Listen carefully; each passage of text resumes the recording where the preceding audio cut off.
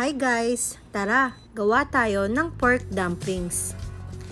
Ito yung mga ingredients na kailangan natin. 750 grams of ground pork, 1 medium size of onion, 3 tablespoons of sesame oil, 1 small can of mushroom, inislice ko lang yan ng maliliit, 4 cloves of garlic, onion leeks, 1 tablespoon of grated ginger, 1/3 cup of oyster sauce, and of course, ang ating dumpling wrapper. Sa ating ingredients guys, 3 dumpling wrapper ang kailangan natin. Pero since ako lang mag-isang kakain, isa lang yung gagamitin ko. So pagsamasamahin lang natin lahat ng ingredients. Since I'm having my PMS, nag-crave talaga ako ng pork dumplings. Kaya nagpabili ako ng mga ingredients at nag-decide na gumawa and i-share na rin sa inyo para may idea kayo sa next nyong merienda.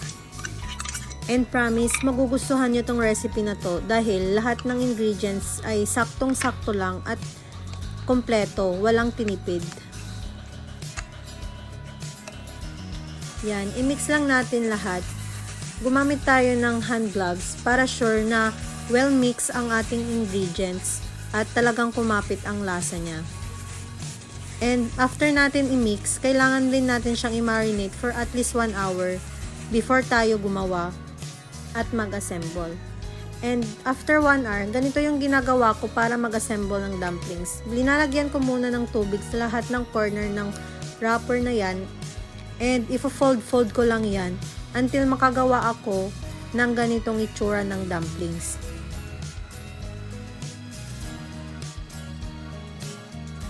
It doesn't need to be perfect guys. Ang mahalaga, hindi natatapon yung pork at sealed talaga siya.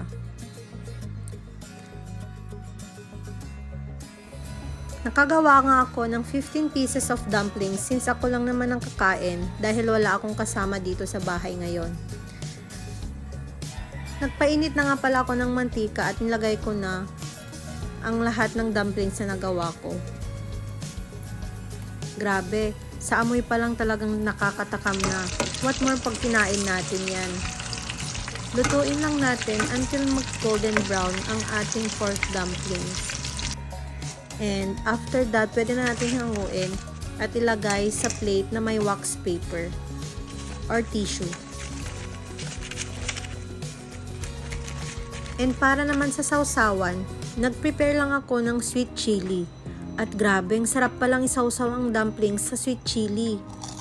Yung 15 pieces na nagawa ko, balak ko sanang hatiin yon para ibigay ko sa aking mga anak. Pero dahil nasarapan talaga ako, ayun, naubos ko.